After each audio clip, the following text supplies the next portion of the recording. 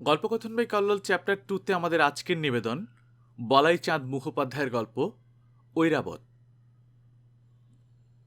ত্রিগুণানন্দবাবু শুধু ত্রিগুণ নয়, বহু গুণেরই আকর ছিলেন। প্রচণ্ড ধার্মিক, প্রচণ্ড সংযম, অথচ বয়স 40-এর নিচেই। শরীরের প্রতি তাহার ভীষণ লক্ষ্য ছিল। প্রত্যহ মুগুর ভাজিতেন, 3 বার দন্তধাবন করিতেন, 2 বেলা স্নান করিতেন। পালোয়ানের মতো স্বাস্থ্য। লেখাপড়াও জানিতেন।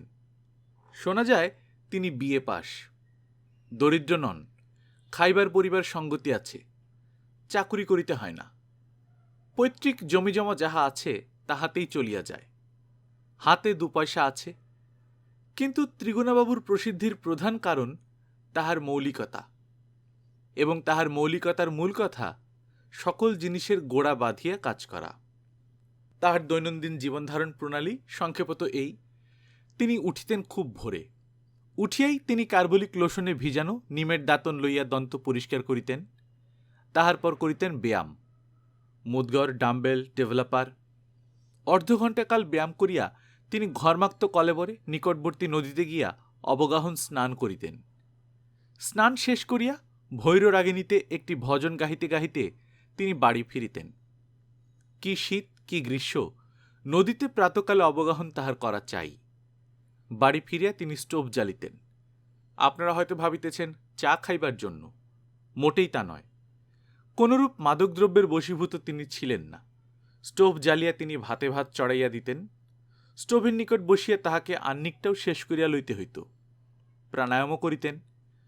অর্থাৎ সূর্যোদয়ের পূর্বেই ত্রিগুণাবাবুর আহ্নিক, স্নান, আহার সমস্ত সমাধা হইয়া যাইত, কমপ্লিট। তিনি বলিতেন, যখন খাইতেই হইবে, অনাহারে থাকা যখন মনুষ্যের সাধ্যাতীত, তখন ও বখাড়া সকাল সকাল চুকাইয়া দেওয়াই যুক্তিযুক্ত। সমস্ত দিন সময় পাওয়া যায় কত। আহারাদি শেষ করিয়া তিনি একজোড়া মিলিটারি বুট পরিধান করিতেন। মিলিটারি বুট পরিলে আরও যেসব আনুষাঙ্গিক পরিচ্ছদ পরিধান করা সাধারণ লোকে সঙ্গত মনে করেন, ত্রিগুণাবাবু সেসবের ধার ধারিতেন না। তিনি বুট জুতা পরিতেন কেবল বখেরা মিটাইয়া রাখিবার জন্য। একবার সকালে উঠিয়া বাগাইয়া পরিয়া ফেলিতে পারিলে ব্যাস, নিশ্চিন্ত। অন্য জুতা পরিলে বারবার খোলো আর পরো, খোলো আর পরো, সময় নষ্ট হয় কত। তাহার পর তসরের কাপড়টি মালকোচা মারিয়া পরিয়া তিনি বাহির হইয়া পড়িতেন। তসরের কাপড়ের প্রতি তাহার পক্ষপাতিত্ব ছিল ওই একই কারণে। একবার কিনিলেই কিছুদিনের জন্য নিশ্চিন্ত। আরও 2টি জিনিস তাহার সঙ্গে থাকিত। একটা মোটা বাঁশের লাঠি, যেমন তেমন লাঠি নয়, বেশ শক্ত, তৈলপক্ক, গাঁটে গাঁটে লোহার তার জড়ানো সমর্থ একখানি লাঠি। আর থাকিত চামড়ার একটি বড় ব্যাগ। পোস্ট অফিসের পিয়নরা সাধারণত যে জাতীয় ব্যাগ কাঁধে ঝুলাইয়া চিঠি বিলি করিয়া বেড়ায়, সেই জাতীয় একটি ব্যাগ। ব্যাগটি তিনিও কাঁধে ঝুলাইয়া লইতেন। ব্যাগটিতে তাহার টুকিটাকি নানা প্রয়োজনীয় দ্রব্য থাকিত, যথা কপিং পেন্সিল, একটি বাঁধানো নোটবুক, শুকনো খেজুর, টিনচার আয়োডিন ইত্যাদি। ইহা ছাড়া মাথায় তাহার একটি টোকা থাকিত, যে টোকা পরিয়া কৃষকগণ মাঠে চাষ করিয়া থাকে।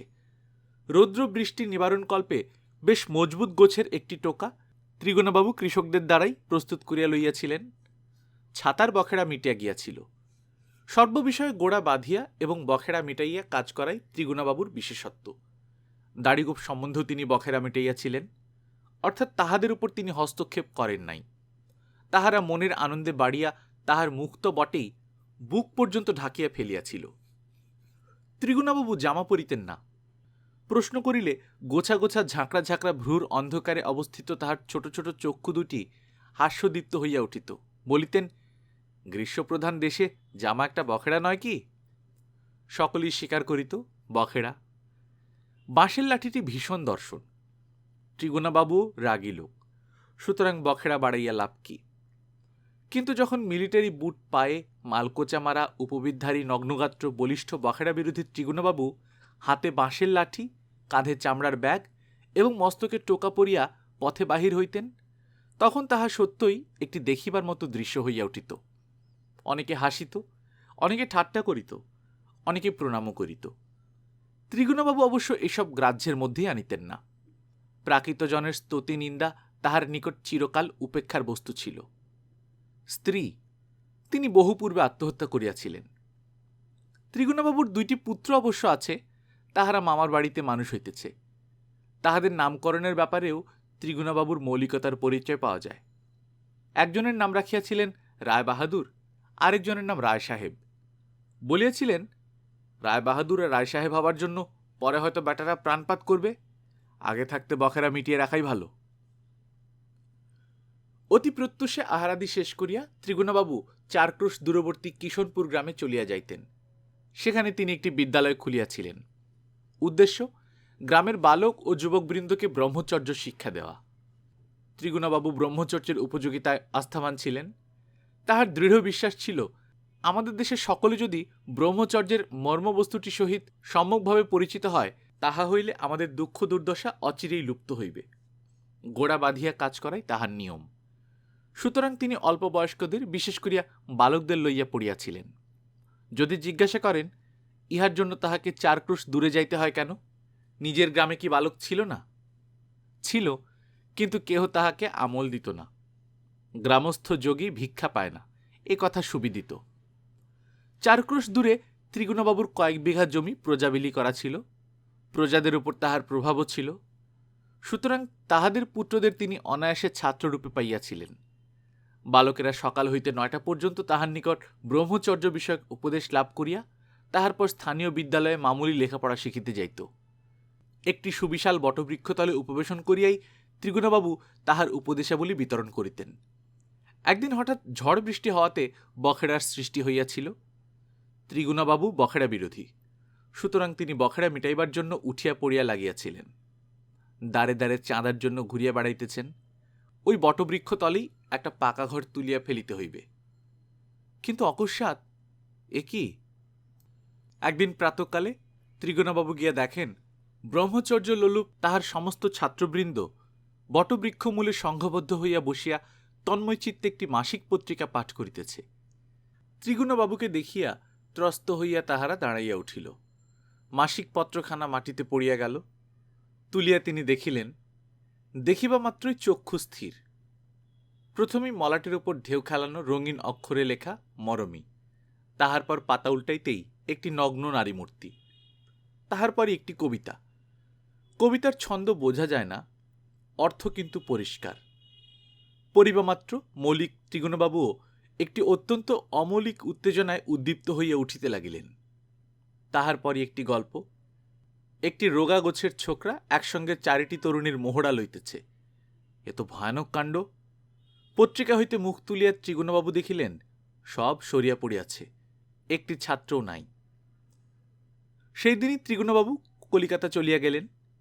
ঠিক ইহার 2 দিন পরে যে সংবাদটি চতুর্দিকে প্রচারিত হইয়া পড়িল, তাহা বাস্তবিকই চমকপ্রদ ও রোমাঞ্চকর। তাহা এই, মরমী কাগজের সম্পাদক গুরুতররূপে আহত হইয়া হাসপাতালে অবস্থান করিতেছেন। তাহার মাথা ফাটিয়া গিয়াছে। চিত্রকর নিধিরাম বসাকও অজ্ঞান অবস্থায় শয্যাশায়ী।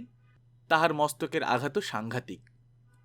গল্পলেখক সুজিত সেনের দক্ষিণ হস্তটি শোচনীয়ভাবে জখম হইয়াছে। ডাক্তারেরা বলিতেছেন, তাহা কাটিয়ে না ফেলিলে নাকি তাহার জীবন সংশয়। কবি অমিয় পালিত মারা গিয়াছেন। একজন ভীষণ দর্শন লোক অকস্মাৎ মরমী অফিসে ঢুকিয়া বিনা কারণে উক্ত মনস্বী চতুষ্টয়কে আচম্বিতে আক্রমণ করে এবং একটি বাঁশের লাঠির দ্বারা তাহাদের গুরুতর রূপে প্রহার করিতে থাকে। লোকজন আসিয়া পড়া সত্ত্বেও কেহ গুন্ডাটাকে ধরিতে পারে নাই। সে সকলের হাত ছিনাইয়া ভিড়ের মধ্যে অদৃশ্য হইয়া গিয়াছে। পুলিশ তদন্ত চলিতেছে। বুঝিলাম আর কেহ নয়, ত্রিগুণবাবুই বখেড়া মিটাইয়া ফেলিতে চাহিয়াছিলেন। ত্রিগুণবাবু নিরুদ্দেশ। কোনো সঠিক খবর তাহার কেহ পাইতেছেন না। নানারূপ গুজব রটিতে লাগিল। কেহ কেহ বলিতে লাগিল, তিনি তরুণ সাহিত্যিকগণকে রীতিমতো শিক্ষা দিবার জন্য চট্টগ্রাম অঞ্চলে একটি টেরোরিস্ট দল গড়িয়া তুলিতেছেন। কাহারও মতে তিনি ভারতবর্ষেই নাই, খালাসির বেশে জাহাজে চাপিয়া রাশিয়া চলিয়া গিয়াছেন। আরেক দল দৃঢ়ভাবে বলিতে লাগিল, ওসব বাজে কথা, তিনি পণ্ডিচেরিতে গিয়া শ্রী অরবিন্দের শিষ্যদ্ভুক্ত হইয়াছেন। এইরূপ নানা কথা।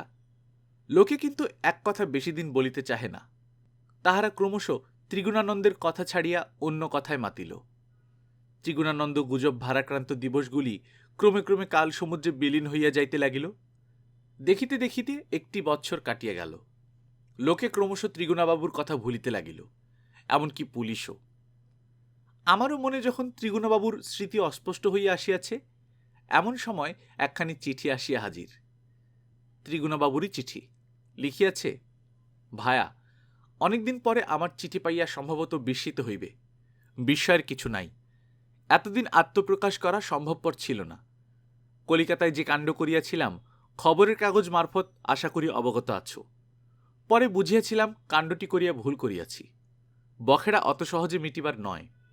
আমি যেভাবে উহা মিটাইতে চাহিয়াছিলাম, সেভাবে মিটাইতে হইলে কলিকাতা শুদ্ধ লোককে খুন করিতে হয়। কলিকাতা শহরে যেখানে যত মাসিক পত্রিকা বিক্রয় হয়, সমস্ত তন্নতন্ন করিয়া দেখিয়াছি। সমস্ত স্টলগুলি পরিদর্শন করিয়া, সিনেমা দেখিয়া এবং আধুনিক যুবক যুবতীদের সংস্পর্শে আসিয়া এই ধারণাই আমার মনে বদ্ধমূল হইতেছিল, রক্তারক্তির রাস্তা ধরিলে সকলকেই সাবার করিতে হয়, কাহাকেও বাদ দেওয়া চলে না। ঠক বাঁচিতে গেলে গ্রাম উজাড় করিতে হয়। কিন্তু কলিকাতা উজাড় করা আমার সাধ্যাতীত, সুতরাং ও পথ আমার পক্ষে অপ্রশস্ত। পুলিশের ভয়ে আত্মগোপন করিয়া থাকি। মাঝে মাঝে সিনেমা দেখি এবং চিন্তা করি কি উপায়ে বখেড়া মেটানো যায়। ইহাই যদি দেশের প্রগতি হয়, তাহা হইলে সে প্রগতির শেষ ফল দেখিবার জন্য শেষ পর্যন্ত কেহ বাঁচিয়া থাকিবে কি? থাকিবে না, ইহাই আমার বিশ্বাস। এই অবস্থায় কোন পন্থা অবলম্বন করা সঙ্গত, তাহাই একদা রাত্রে শুইয়া শুইয়া চিন্তা করিতেছিলাম। এমন সময় মনে হইল মানসপটে সিনেমাদৃষ্ট এক নায়িকার মুখচ্ছবি ভাসিয়া উঠিতেছে। মুখখানি যেন আমার মুখের পানে চাহিয়া মৃদু মৃদু হাসিতেছে। বলা বাহুল্য, একটু বিব্রত হইলাম। কিন্তু যাক, ঈশ্বরের ইচ্ছায় কিছুক্ষণ পরে মুখ মন হইতে সরিয়া গেল। নিশ্চিন্ত হইয়া ঘুমাইয়া পড়িলাম। কিন্তু ঘুমাইবার পরই বোঝা গেল বখেড়া মেটে নাই। কারণ সঙ্গে সঙ্গে স্বপ্ন দেখিলাম। স্বপ্নে কি ঘটিল তাহা লিখিতে পারিব না, শুধু এটুকু জানিয়ে রাখো, সে স্বপ্ন অবর্ণনীয়। ধর্মর করিয়া জাগিয়া উঠিলাম। দেখিলাম ঘামে সর্বাঙ্গ ভিজিয়া গিয়াছে এবং হৃৎপিণ্ড বক্ষপিঞ্জরে মাথা কুটিতেছে। স্বপ্নের ভয়ে সমস্ত রাত জাগিয়া রহিলাম। কিন্তু দেখিলাম জাগিয়াও নিস্তার নাই। মুখ ক্রমাগত মনের মধ্যে যাওয়া আসা করিতে লাগিল। এইরূপ প্রত্যহ, কোনোদিন সিনেমায় দেখা নায়িকা, কোনোদিন মাসিকে দেখা ছবি, কোনোদিন রাস্তায় দেখা তরুণী, একটা না একটা কেহ প্রত্যহই আসিয়া স্বপ্নে দেখা দিতে লাগিলেন। বলিব কি ভায়া, শেষটা উত্তক্ত হইয়া উঠিলাম। ভয়ও হইল। চিন্তা করিতে লাগিলাম এ অবস্থার প্রতিকার কি। মাঝে মাঝে রাগও হইত, কিন্তু স্বপ্নের মাথায় তো লাঠি মারা যায় না। ঘোর জালে পড়িয়া গেলাম। বাঘের ঘরে ঘোগের বাসা কথাটা যে নিতান্ত অমূলক নয়, তাহা মর্মে মর্মে অনুভব করিতে লাগিলাম। এইভাবে দিন যায়। ক্রমশ এই সত্যটি আমার কাছে পরিস্ফুট হইয়া উঠিল যে আমার মনের কামনা মরে নাই, ঘুমাইয়াছিল। সেই সুপ্ত কামনা এখন ক্ষুধিত হইয়া জাগিয়া উঠিয়াছে এবং আহার দাবি করিতেছে। কি উপায় করি চিন্তা করিতে লাগিলাম। একদিন সহসা পৌরাণিক গল্প একটা মনে পড়িয়া গেল। গঙ্গার তোড়ে ঐরাবত ভাসিয়া গিয়াছিল। তোড়ের মুখে পড়িলে মহাশক্তিশালীও কাবু হইয়া যায়। আশা করি তুমি গল্পটা জানো। সুতরাং কাল বিলম্ব না করিয়া বখেড়া মিটাইয়া ফেলিয়াছি। কিছু অর্থব্যয় করাতে পুলিশের বখেড়াও মিটিয়াছে। আগামী পরশু গ্রামে পৌঁছাইব। তুমি আমার বাড়িটা পরিষ্কার করিয়া রাখিও। সম্ভব হইলে দেওয়ালগুলিতে চুনকাম করাইয়া দিও।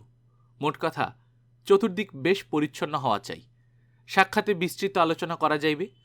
ইতি ত্রিগুণানন্দ। ঐরাবত আসিতেছেন। স্টেশনে গেলাম। যথাসময়ে ট্রেন আসিল এবং ঐরাবত অবতরণ করিলেন। সঙ্গে একটি হাল ফ্যাশন দুরস্ত তন্নি তরুণী। ঐরাবতের চেহারা দেখিয়া বিস্মিত হইয়া গেলাম। ঐরাবত ক্লিন শেভড, গোঁফ দাড়ি একেবারে নাই। মাথায় 10 আনা 6 আনা চুল ছাটা, মুখে একটি সুদৃশ্য পাইপে জ্বলন্ত সিগারেট, পরিধানে ফিনফিনে আদ্যির পাঞ্জাবি এবং জড়িপার মিহি ধুতি, পায়ে পেটেন্ট লেদারের কুচকুচে কালো পাম্প শু, হাতে সোনার রিস্ট ওয়াচ, সর্বাঙ্গ হইতে ভুরভুর করিয়া এসেন্সের গন্ধ ছাড়িতেছে। আমি নির্বাক হইয়া দেখিতে লাগিলাম। চমক ভাঙিল যখন ত্রিগুণানন্দ বলিলেন, হা করে দেখছিস কি? এই তোর বৌদি, বখেড়া মিটিয়ে ফেলেছি। হেঁট হইয়া বৌদির পদধূলি গ্রহণ করিলাম। গল্পকথন বাই কল্লোল চ্যাপ্টার 2তে আপনারা শুনছিলেন বলাইচাঁদ মুখোপাধ্যায়ের গল্প ঐরাবত। আমরা নিয়মিত গল্প পাঠ করে শোনাচ্ছি। আপনারা যারা প্রথমবার মতো শুনছেন, কাইন্ডলি সাবস্ক্রাইব করে নেবেন। গল্প পাঠ ভালো লাগলে বন্ধুদের সাথে শেয়ার করবেন। নিজে ভালো থাকবেন, আশেপাশের লোকজনকে ভালো রাখবেন। টাটা।